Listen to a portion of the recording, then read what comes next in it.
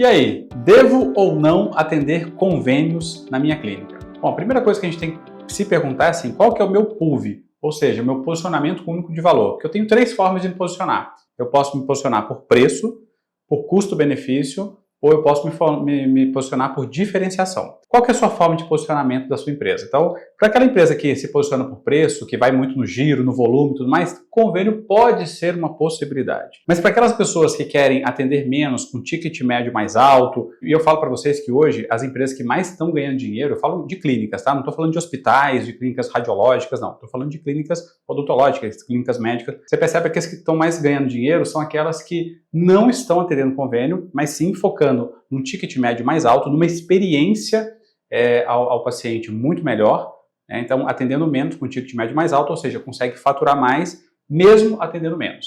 Tá? Então o primeiro ponto que você tem que se questionar é assim, qual é o meu PUV? Como é que eu estou me fazendo e como é que eu quero fazer dentro aí dos próximos anos, né? Então essa pergunta a gente tem que se responder para a gente pensar, vou ou não atender convênio? Porque o convênio pode ter aquela primeira vantagem de pensar assim, se eu atendo convênio, eu não preciso nem fazer propaganda, porque daí o credenciado do convênio vai me procurar sem eu ter feito nenhum esforço. Ok, isso é um ponto, né, que é positivo. Mas por outro lado, você para pensar, geralmente o convênio paga um ticket muito mais baixo, e aí eu te pergunto, você conhece a sua precificação? Você sabe se esse ticket mais baixo você está tendo algum tipo de lucro? Porque quando a gente faz consultoria, a gente olha as empresas, a gente abre, lê as planilhas, coloca a nossa precificação, que a gente tem uma planilha de precificação no nosso curso, que a gente ensina o dentista, o médico a precificar, ele tem na mão isso daí, né? Quando você conhece o preço, seu ponto de equilíbrio, aí você começa a olhar e fala, puxa vida, esse convênio aqui eu estou pagando para fazer. Esse é um ponto também que você tem que olhar para entender se vale a pena ou não no sentido da precificação. Segundo, por mais que você fale, não, está valendo a pena, por mais que seja menos, o valor é mais baixo, mas ainda assim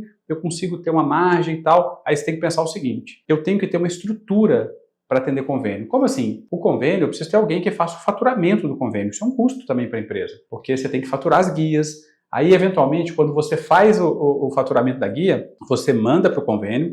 É importante você saber também que você precisa ter um capital de giro para sustentar a operação, porque você está atendendo o paciente, você está usando o material, você está trabalhando, você está gastando ali, mas você não vai receber de forma imediata.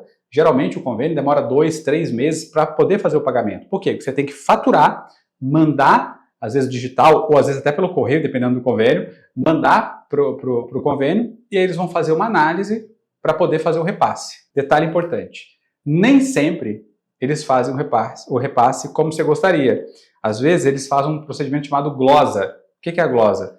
Eles falam, nós não vamos pagar esse procedimento por algum erro operacional da clínica. Ou faturou a guia errada, ou preencheu errado, o nome do paciente está errado, está abreviado, o nome do dentista, o carimbo está assim. Tem inúmeras justificativas de glosa. Até uma forma criativa que muitas vezes o convênio usa para glosar o procedimento. Se glosar o procedimento, aquela pessoa que está trabalhando para você, que faz o faturamento, ela vai ter que entrar com recurso de glosa. E aí esse recurso de glosa demora aí mais 2 meses para ser julgado, vamos dizer assim, julgado. Quem que julga isso daí? O próprio convênio. Então assim, se ele definir que foi procedente, ele vai te fazer o repasse, aí ele faz. Se ele falar, não está legal, nós não demos procedente, é que ele faz, ele glosa definitivo. Então isso é prejuízo para a tua empresa. Por quê? Você atendeu, você gastou material e você não vai receber. Então é importante colocar isso na mesa, deixar as claras, para saber se vale a pena ou não. Porque aquela pessoa, aquele convênio, na verdade, que recusou, que fez a glosa,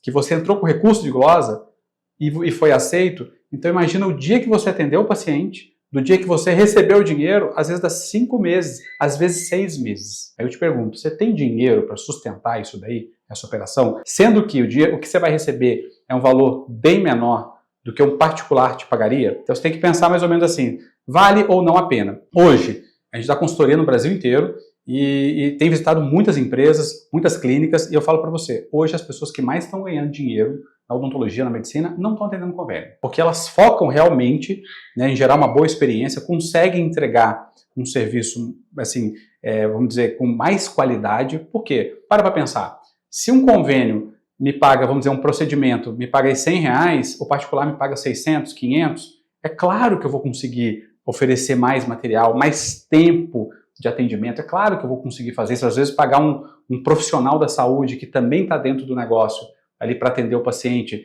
um pouco melhor, com mais experiência e tal. No convênio, às vezes, não tem tanto recurso para isso. Então é importante fazer esse pensamento, por isso que eu fiz a primeira pergunta, qual que é o seu posicionamento único de valor?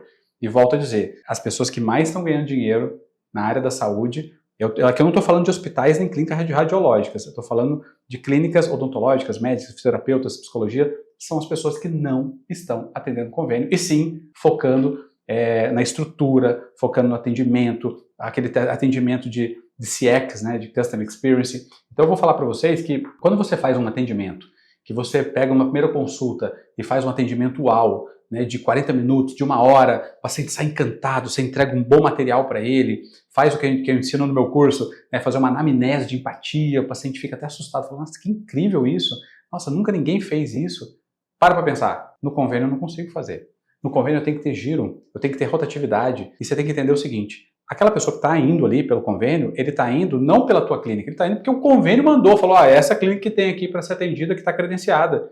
Ela vai ali. E se eventualmente aparecer outra, ela pode ir na outra. Então não tem fidelidade dentro do negócio. Esse é um ponto importante. O outro ponto muito importante é que a tua equipe, ela não faz venda, ela sofre compra. Então ela não é treinada, ela não é capacitada, ela se acostuma a receber um paciente e ela não fica treinando o esforço de venda. Então ela tem dificuldade, por exemplo, para vender para um particular. Por quê? Porque ela está tão acostumada com aquela pessoa que vem ali, que é um giro rápido, que esse acostumar a equipe é perigosíssimo. Né? Eu tenho um mentor uma vez que ele falou para mim, olha que interessante, é você pegar um balde de água limpa e colocar um pouquinho de água suja, você estraga o balde.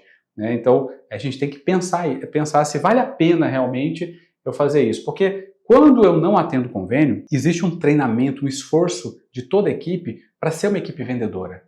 Então é importante a gente criar uma equipe, uma cultura realmente de vendas, porque a gente oferece um serviço que vai mudar, que vai melhorar, que vai gerar saúde para aquela pessoa, para aquele paciente. Então vale a pena a gente vender aquilo que a gente compra, vale a pena a gente vender aquilo que é muito bom, né? E que a gente entrega.